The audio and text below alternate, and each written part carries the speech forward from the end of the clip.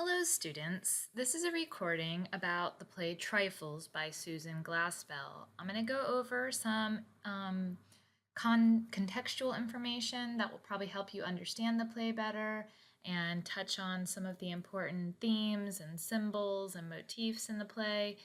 And hopefully, that will give you a deeper understanding of it and enable you to write more profoundly on it.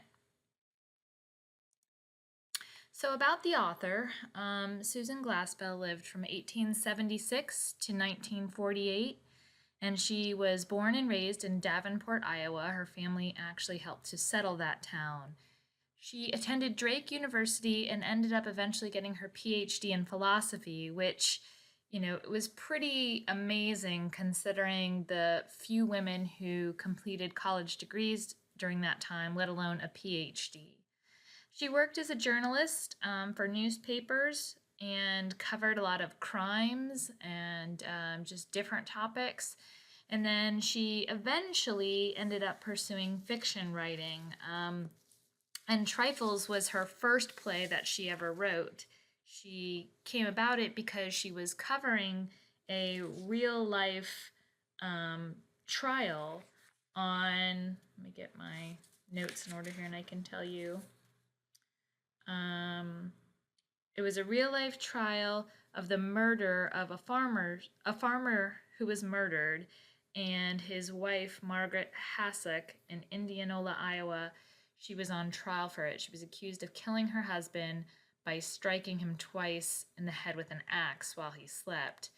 So, first off, they had kind of assumed that burglars may have murdered the farmer because it was just so unheard of at that time for a woman to commit such a heinous crime. But a sheriff's investigation eventually turned up evidence suggesting that it was the wife and it was because she was unhappy in her marriage. And then eventually she was charged and found guilty of the crime and sentenced to life in prison. But Glassbell covered this case for many months, over a year, and wrote many articles on it.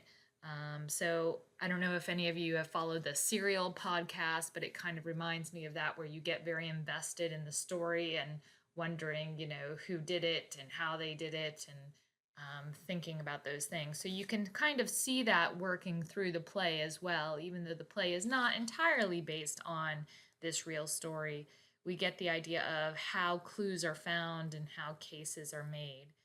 She was awarded the Pulitzer Prize in 1931 for her play Alice's House. She was very prolific. She wrote mostly plays, although she does have some short stories under her belt and things like that. And I'm trying to find some of the names of them here. I think they're on the next slide. But she worked with the famous playwright Eugene O'Neill, and she helped found, I think I have it on the next slide or somewhere, a group of playwrights and actors called the Provincetown Players. And this was in Cape Cod, Massachusetts, where they were, it was one of the first small theater houses and for local people. And so they would put on these plays, and at the end of the season they found they needed another play, and that's when she wrote Trifles, because she was like, well, I could turn this into a play. And then it achieved a lot of acclaim, and people really enjoyed it, so that kind of prompted her switch from journalistic writing to more fiction writing. These are some of her other works. So A Jury of Her Peers is a short story version of Trifles. And then there was a play that was adapted into a movie. There also is a movie version, I think it's put on by PBS, of Trifles, called A Jury of Her Peers. Allison's House, the one that she won the Pulitzer Prize for, that was loosely based on the life of Emily Dickinson. So if you enjoy, like they call it sometimes historical fiction or true fiction, where the fiction is, there are real events that are being recounted, but sometimes they're dramatized, you might enjoy Susan Glaspell's work. So this is where I was saying it was written for the Provincetown Players. And it is one of the most commonly taught plays in American literature classes across the nation and is widely anthologized. Um, it's not that often put on because it is a short play. It's, can be about 45 minutes long. It's what's called a one act play.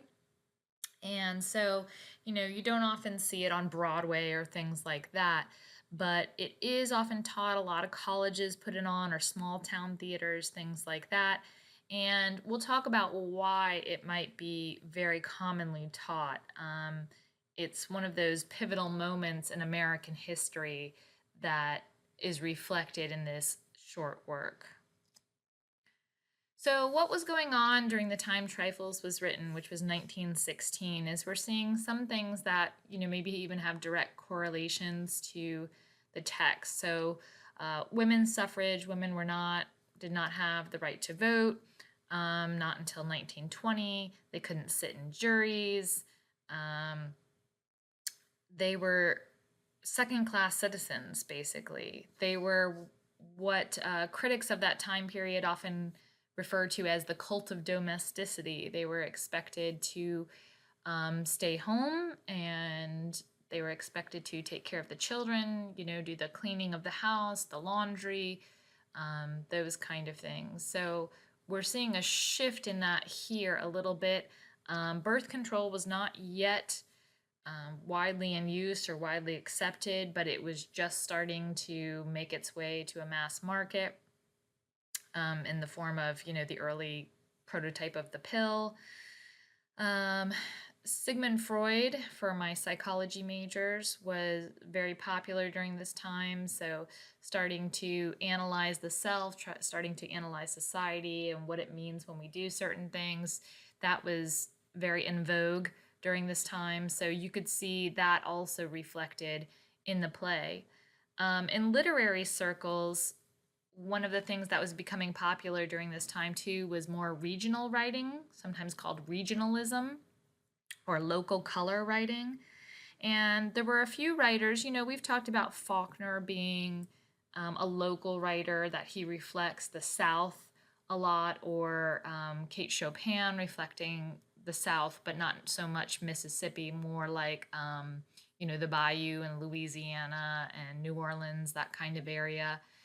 And other writers, focusing on other parts of America. And so Glaspell, in some ways, is a regional writer. She writes a lot about the Midwest and Midwesterners' experience and values. So sometimes she's included in that circle as well. Some of the themes that are prominent in this play are gender differences. We see a lot of gender differences in the way that the men look for clues and the way they treat the house when they come in versus the women.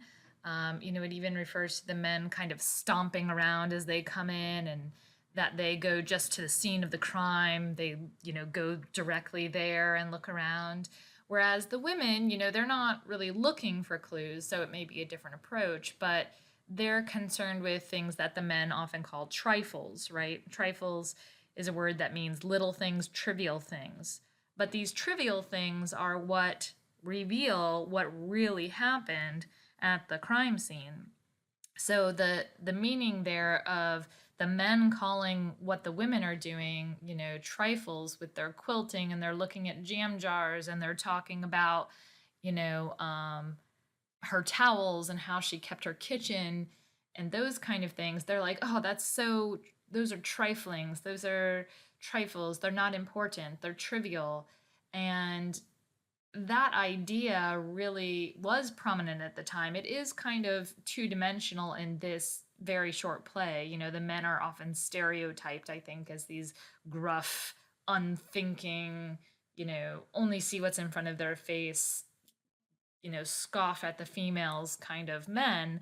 And the women are, very stereotyped as these people who are in the house and who are concerned with the cleanliness of the kitchen and what it means to have a clean kitchen, how Mrs. Wright would be embarrassed to have people coming into her kitchen in such a state. I mean, to think that when somebody is, might be on trial for murder and is in a jail somewhere, that she's going to be worried about what her kitchen looks like.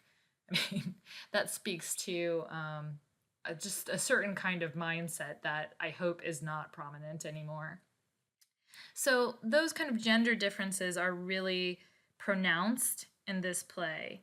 And we can talk about what critics think of them a little bit later.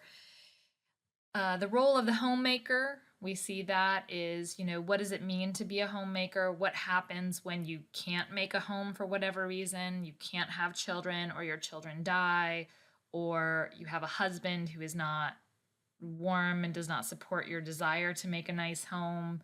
If that's your only avenue of purpose, you have no job or anything like that.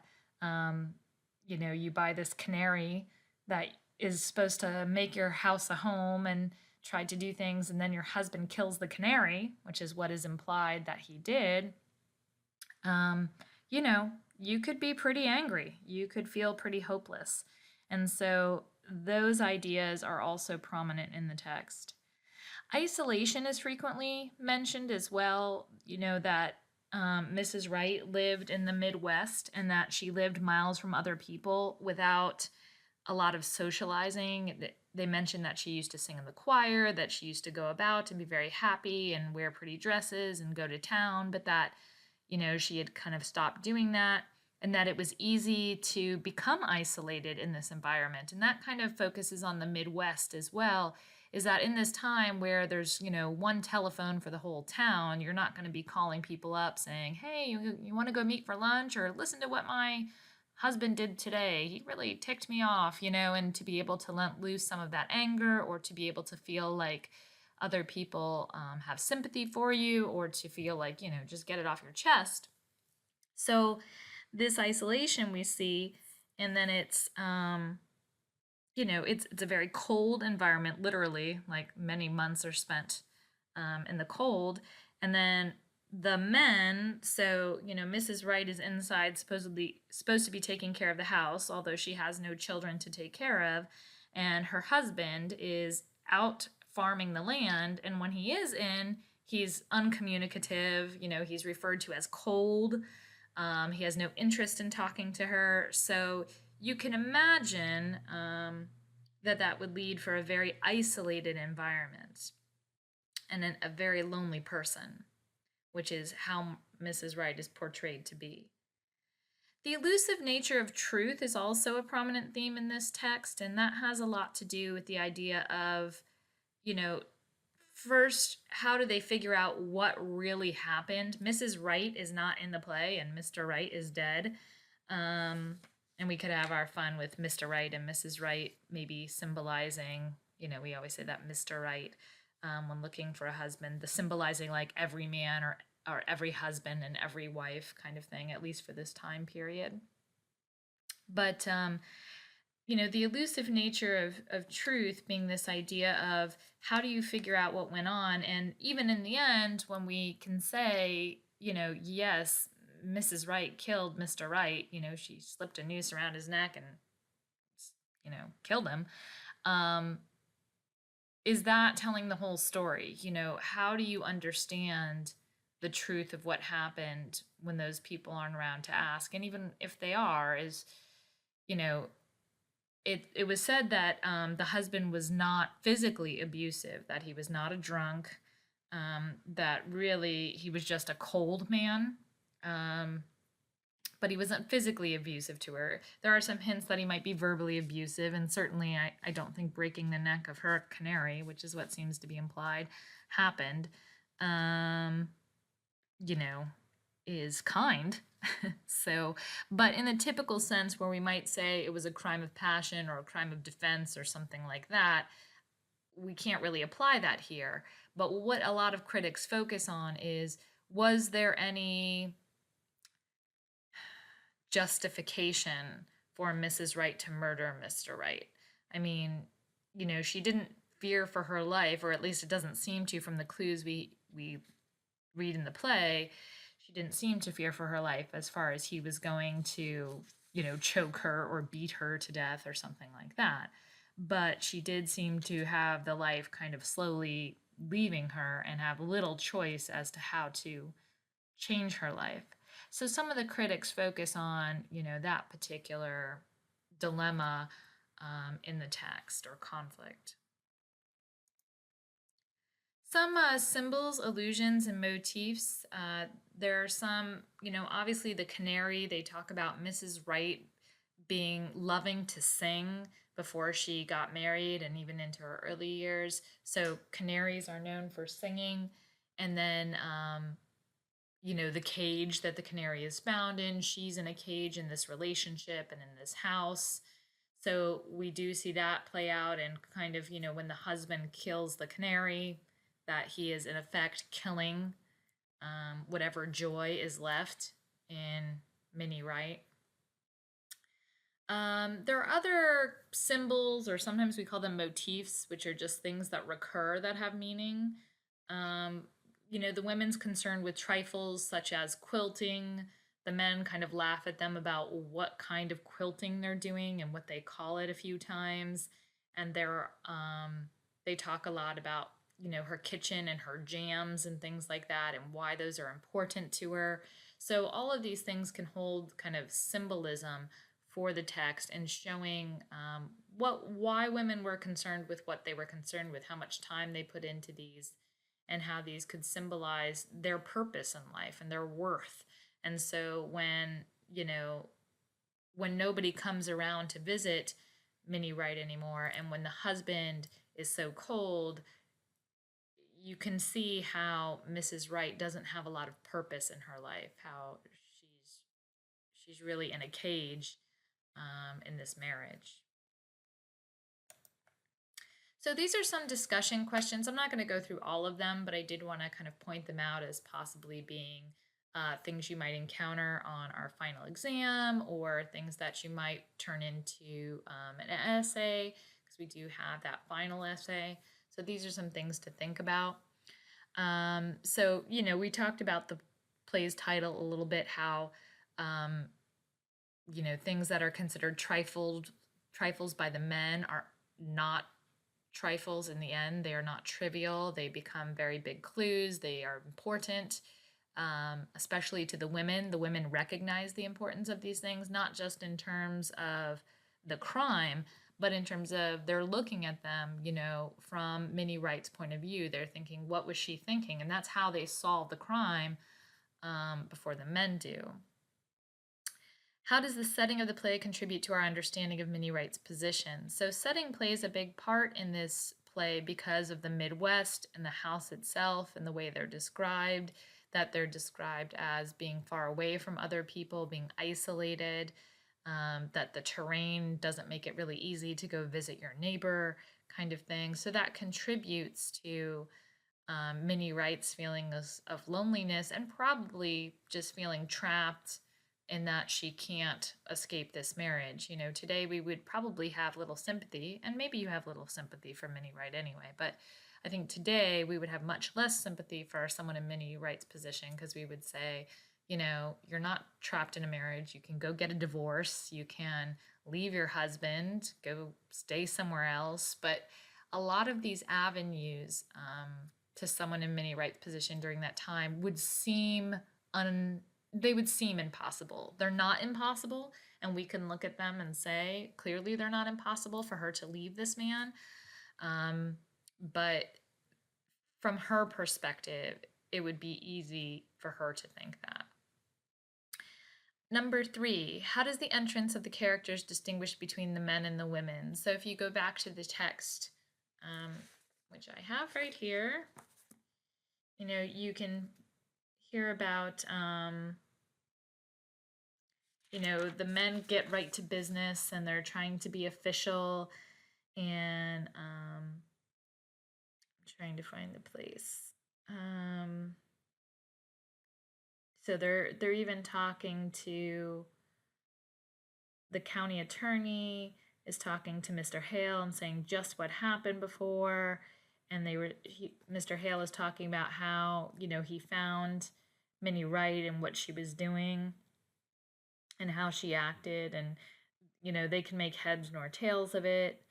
And then they go around. They decide to go up to the upstairs. This is on page 1109. County attorney looking around. I guess we'll go upstairs first and then out to the barn and around there to the sheriff. You're convinced that there was nothing important here? Nothing that would point to any motive? Sheriff, nothing here but kitchen things. So, they're looking around the kitchen. He opens a cupboard, gets up a chair and looks on a shelf. So he does kind of look around. He puts his finger on a shelf and says, "Here's a nice mess." So that's what I was saying before about, for the women, because then the women are worried about the preserves, and then the sheriff says, "Well, can you beat the women held for murder and worrying about her preserves?" Country attorney, I guess before we're through, she may have something more serious than preserves to worry about. Hale, well, women are used to worrying over trifles. So that's, one of the first places we get that idea that the men are just like, these things are of no importance, and that's what women worry about. They don't care about important things. And that kind of sets up the gender difference right from the start. We're going to skip 4 and 5. Kind of talked about those already. Number 6 asks, why do we never see either of the Wrights directly? I mean, Mr. Wright is dead, so that might account for him, but we never see Minnie Wright. It's kind of an interesting choice on Susan Glaspell's part not to include her in here. We only see the women, talking about her and the men talking about her. So she's treated almost like an object in this play that, she's not treated so much as a whole person until the women really sit down and talk about her. And then number 7, this goes to what a lot of the critics say. So some of the critics, really point to this text as upholding Minnie Wright and not saying what she did was okay or what she did was justifiable, but almost saying that, saying that because she went through all of this harm at the hands of Mr. Wright, he kept her isolated. He just choked all the life out of her with his coldness and his neglect and, helping to keep her away from other people and killing her bird, that he kind of drove her to this crime. And so that's one of the things that I'd like to ask you and will ask on the discussion board is, I don't think we can really debate if it was a crime. A lot of the critics do debate that, but I think we could debate, should she be sentenced harshly? Should she, like the person the play was based on, be sentenced to life in prison? Or is there any kind of sympathy we have for her in this position? So I'll get into the nuts and bolts of that on the discussion board. And we're excited. So hopefully this PowerPoint helps you to understand the story a bit more and to appreciate it, and maybe gives you some possible ideas for writing if this is something you choose to write about for our final essay.